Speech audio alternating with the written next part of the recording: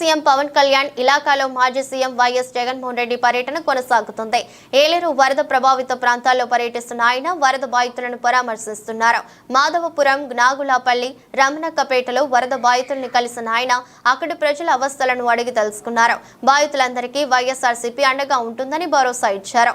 అనంతరం టీడీపీ ప్రభుత్వంపై విమర్శలు చేస్తూ పోటెత్తిన ఏలేరు వరదతో కాకినాడ జిల్లా అతలాకుతలమైందని, రైతులను పీకల్లోతు కష్టాల్లోకి నెట్టేసిందని ఆవేదన వ్యక్తం చేశారు.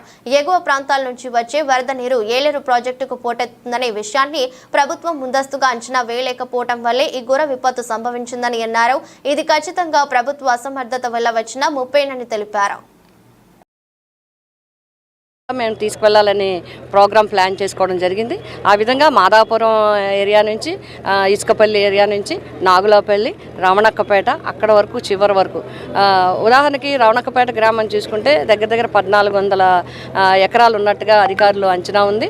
ఇంచుమించుగా 100% కూడా ఇంకా పూర్తిగా నీటిలోనే ఉంది. ఇప్పటికీ స్టిల్ సంబంధించి 3 రోజుల పాటు రాజకీయాలు చూడకుండా పూర్తి నష్టపరిహారాన్ని రైతులకు అందించాలి. రెండోది, ఈ 2.5 నెలల కాలం కూడా వాళ్ళకి ఉపాధి కల్పించేలాగా పనులు వెంటనే తక్షణం ఉపాధి హామీ పథకం ద్వారా కానీ, ఇతర పథకాల ద్వారా కానీ, ఇతర నష్టపరిహారాల ద్వారా కానీ వారికి కంపల్సరీగా ఇవ్వాలి.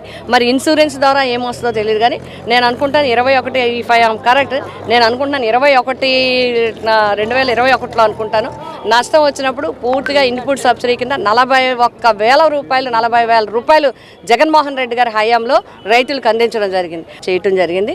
కానీ ఎప్పుడు కూడా వాతావరణ పరిస్థితులు ఇలా ఉన్నప్పుడు, అక్కడ విజయవాడలో బుడమేరుకి ఎఫెక్ట్ అయిపోయినప్పుడు తీవ్రమైన అప్రమత్తతతో ఉండాల్సిన బాధ్యత ఉంది. మేము అధికారులందరికీ, నేనైతే పర్సనల్గా, ఎందుకంటే మాకు నియోజకవర్గంతో ఏలేరు ఇదంతా అనుభవం ఉంది కాబట్టి, మీరు 18, 19, 20 టీఎంసీలు దగ్గరికి పడుతుంటే మీరు ఇంట్లో దగ్గర నుంచి మీరు రిలీజ్ చేసేస్తూ ఉండండి.